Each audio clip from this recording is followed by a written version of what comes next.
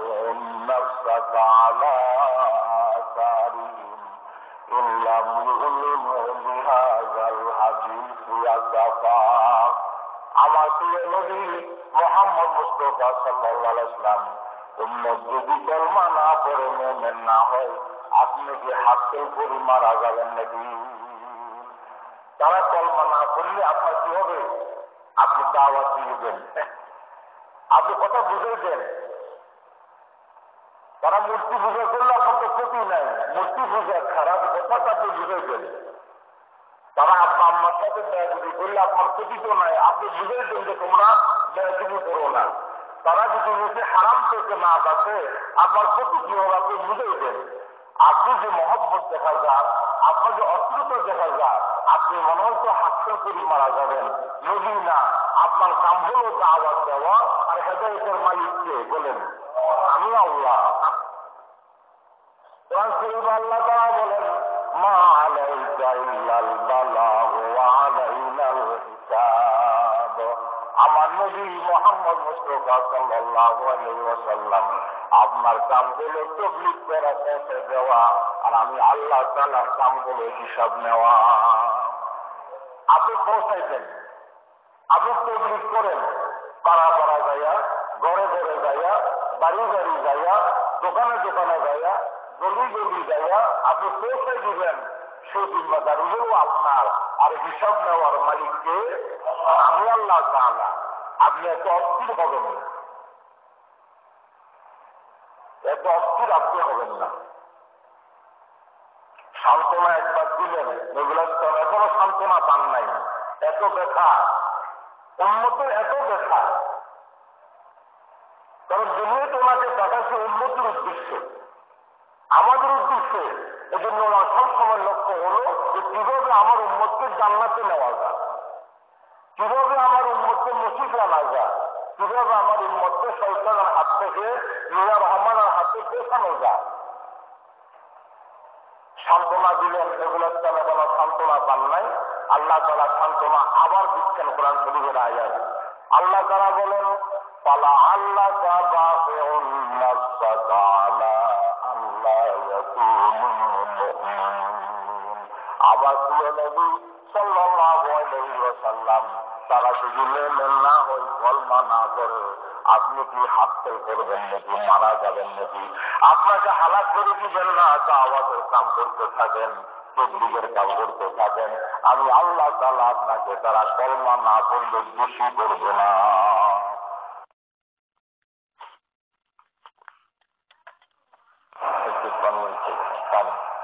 তারা কলমা না পড়লে আমি আল্লাহ তাআলা আপনাকে দোষী করবো না। আপনি দাওয়াত না দিলে আমি আপনাকে দোষী করবো, তাবলীগ না করলে আমি আপনাকে দোষী করবো। আপনার জিম্মাদারি হলো দাওয়াত দেওয়া, পৌঁছাই দেওয়া,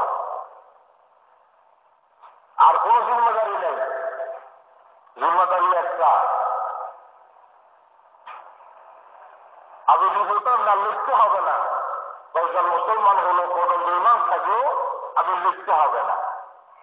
তা আমাদেরও জিম্মাদারি হলো আমরা হক কথাগুলো পৌঁছাই দেব। ওলামায়ে কেরাম হলো নবীদের ওয়ারিস। নবীরা যেমন বাড়ি বাড়ি, পাড়া পাড়া, ঘরে ঘরে, বাজারে বাজারে যখন পৌঁছায় দিচ্ছে, ওলামায়ে হক্কানির জিম্মাদারি হলো পৌঁছে দেওয়া। আপনারা মানেন বা না মানেন, আমাদের আর জিম্মাদারি নেই, আমরা পৌঁছে দেব। আদেশের মধ্যে আছে যদি ওলামায়ে হক্কানি সমাজে, দেশে, এলাকাতে কথাগুলো না পৌঁছা, কথাগুলো না বলে, ওলামায়ে হক্কানির উপরে সমস্ত ফেরেশতাদের লানত এবং সমস্ত জীবজন্তুর লানত, সমস্ত মানুষের লানত, পৃথিবীর সমস্ত জীবের লানত, যদি তারা কথাগুলো সমাজের মধ্যে প্রচার না করে।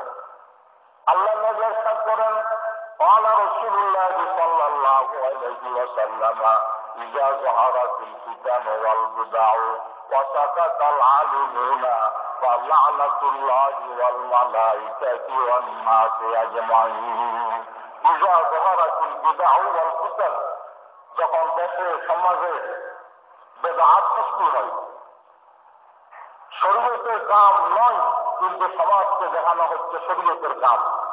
ইসলামের কাম নয়, কিন্তু সমাজ দেখানো হচ্ছে ইসলামের কাম। কোন সোয়াবের কাম নয়, কিন্তু সমাজের মধ্যে প্রচার করা হচ্ছে সোয়াবের কাম। কত বন্ধ চকির বাইরে, কত বন্ধ পীর বাইরে, কত বন্ধ বলি বাইরে হয়, কত প্রকার ওরেস বাইরে হয়, কত বড় মিছিল বাইরে হয়, এই আল্লাহ বাইরে হয়, চিল্লি বাইরে হয়, কত আওয়াজ বাইরে হয়। এ সমস্ত বেকার জীবনমুখী বাইর হবে। আর হকানি ওলামায়ে কেরাম চুপ থাকলে আল্লাহ পাকের নবী ইরশাদ করেন, আল্লাহ নাসুল্লাহি, আল্লাহ পাকের লানত, শুধু তাই নয়, ওয়াল মালাইকাতি, সমস্ত ফেরেশতাদের লানত, শুধু ফেরেশতাদের লানত নয়, ওয়ান নাসি আজমাইন, সমস্ত পৃথিবীর মানব দানবের লানত। তবে আমরা যে সিনেমা হলের পক্ষে কথা বলতে হবে না বিভক্তে, কি বলেন? সুদের পক্ষে বলতে হবে না বিভক্তে বলতে হবে? দেশের পক্ষে বলতে হবে না বিভক্তে বলতে হবে? গান বাদ্যের পক্ষে বলতে হবে বিভক্তে বলতে হবে? আমরা কি ছেলে হোক মেয়ে হোক সন্তান কোথায় এটা পক্ষে বলতে হবে না বিভক্তে বলতে হবে? আমরা সব হক বলতে হবে, না হক বলতে পারবো না।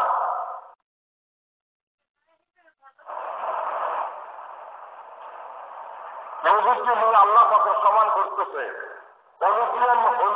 নদীর সমান করতেছে, আমরা যে পক্ষে বলতে হবে বিভক্তে বলতে হবে?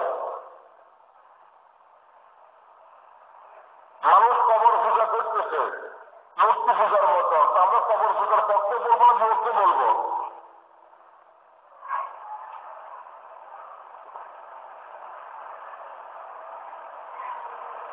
আল্লাহ পাকের নবীরা হক কথা বলেছেন, হক দাওয়াত দিয়েছেন।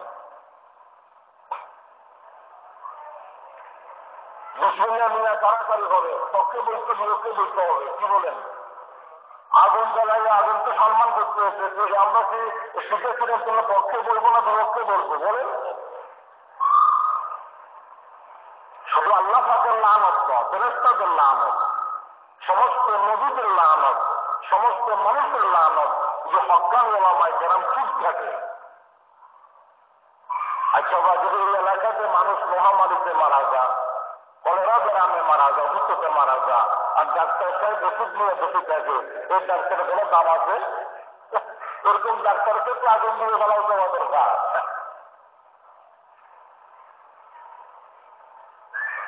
কোন বুজুর্গ বলেন, যুদ্ধের কাছে মায়া করে না রোগী, কাছে আর জ্বালা দো, যে ক্ষেতের দ্বারা কোনো ফায়দা নাই, যে শিশুর মধ্যে কোনো গান নাই, ও সুস্থ তো মহব্বত করে লাভ নাই, এটাকে আগুন দিয়ে জ্বালাই দেওয়া খারাপ। আল্লাহ পাকের নবী মুহাম্মদ মুস্তাফা সাল্লাল্লাহু আলাইহি ওয়াসাল্লাম উম্মতকে কেমনে হেদায়েত করবে, উম্মতকে কিভাবে আল্লাহ পাকের হাতে দেখা দিবে, সেজন্য নজরুল ইসলাম মনে হয় হাতটা করে মারা যাবে। আজ আমাদের মা বোনদের যে অবস্থা, আজ এভাবে বেহায়াপনা উলঙ্গপনা হয়ে বাড়ি গেছে। আল্লাহ নবী মুহাম্মদ মুস্তাফা সাল্লাল্লাহু আলাইহি ওয়াসাল্লাম একদিন এক ইহুদির ছেলেকে দেখতে গেলেন।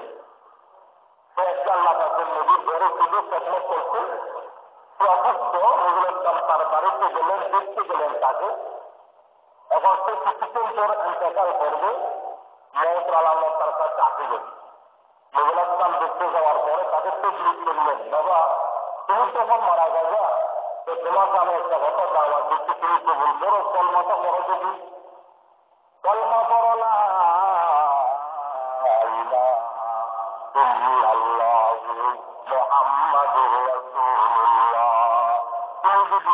করতে পারো, আমি নবী তোমাকে বলে দিলাম, কাল করো, কাল তোমার জন্য শান্তি।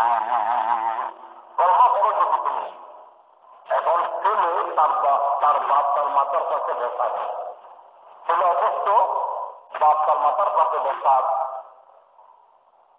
ছেলে বাপের দিকে দেখতেছে, যদি কলমাটা পড়ে না কোনো বাপ রাগ করে কিনা।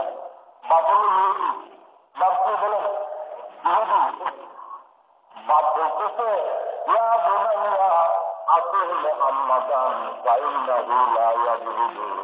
আমার ছেলে ও আমার প্রিয় ছেলে, মুহাম্মদের কথাটা শেষ মুহূর্তে মানো। আমরা জানি মুহাম্মদ জীবনে মিথ্যা কথা বলে না। কথাটা মানো, মুহাম্মদের কথাটা মানো শেষ মুহূর্তে। আমরা জানি মুহাম্মদ মিথ্যা কথা বলে না। সাথে সাথে ছেলে কলমা পড়ে দিল, লা ইলাহা ইল্লাল্লাহু মুহাম্মাদুর রাসূলুল্লাহ। হাদিস শরীফে আছে, আল্লাহর নবী সাথে সাথে হাতে দিলেন আর বললেন, আলহামদুলিল্লাহিল্লাযী আনকাযাহু মিনান নার। আয় আল্লাহ তাআলা, তোমার প্রশংসা, তুমি যে আমার বরকতে, আমার উসিলা এই ছেলেকে জাহান্নাম থেকে রক্ষা করলা, জাহান্নাম থেকে মুক্তি দিয়ে দিলা। আয় আল্লাহ, তোমার জন্য প্রশংসা। ছেলেটা কলমা পড়তেন নবী। হাদিস শরীফে আল্লাহর নবী মুহাম্মদ মুস্তাফা সাল্লাল্লাহু আলাইহি ওয়াসাল্লাম উনি মাঝে মাঝে যেখানে রাস্তার তেমনি বা তেমনি যেখানে বেশি মানুষের আসা যাওয়া, নবুল ইসলাম ওখানে দাঁড়াইতেন, মোড়ে মাঝখানে দাঁড়াইয়া বলতেন, আলা মান ইয়াহমিলুনি আলা মান ইয়াহমিলুনি বাইনা কুরাইশান মানাউনি, আলা মান ইয়াহমিলুনি বাইনা কুরাইশান মানাউনি। তোমরা কেউ আছো কিনা আমাকে তোমাদের বাড়িতে নিয়ে কিছু কথার সুযোগ দিবা, আমার কোরআনের কথা বলার সুযোগ দিবা। তোমরা কেউ আছো কিনা? আমার কুরাইশ বংশ তো সুযোগ দিল না, আমার কথাগুলো তো তারা মানল না। তোমরা কেউ আছো নিয়ে একটু আমাকে তোমরা সুযোগ দিবে। তোমরা কেউ আছো একটু তোমাদের এলাকা নিয়ে, তোমাদের বাড়িতে নিয়ে, তোমাদের ঘরে নিয়ে আমাকে সুযোগ দিবা যে আমি আমার মাওলার কথাগুলা বলবো, আমি কোরআনের কথাগুলা বলবো, হাদিসের কথাগুলা বলবো। তোমরা আমার একটু সুযোগ দিবা। তোমরা কেউ আছো কিনা? তোমরা কেউ আছো কিনা? দেখেন কি পাগল। হাদিসের মধ্যে আছে, বাজারে মানুষ বেশি, বাজারে মানুষ বেশি। নবুল ইসলাম দোকানে যাইয়া বলছেন, এই দোকানদার, দোকান বড় কোনো অসুবিধা নাই, তুই কলমাটা বড় চাই,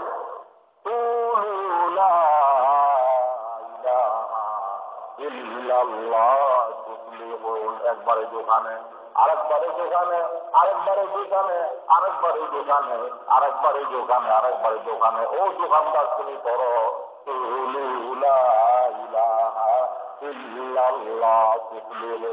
তুমি যদি অন্তরে বিমা উনজিলা ইলাইহি মির রাব্বিহি ওয়াল মুমিনুন কুল্লুনা আমানা বিল্লাহি ওয়া মালাইকাতিহি ওয়া কুতুবিহি ওয়া রুসুলিহি লা নুফাররিকু বাইনা আহাদিন মির রুসুলিহি ওয়া ক্বালু সামি'না ওয়া আতা'না গুফরানাকা রাব্বানা ওয়া ইলাইকাল মাসীর। لا يكلف الله نفسا إلا وسعها لها ما كسبت وعليها ما اكتسبت ربنا لا تؤاخذنا إن نسينا أو أخطأنا ربنا ولا تحمل علينا إصرا كما حملته على الذين من قبلنا ربنا ولا تحملنا ما لنا به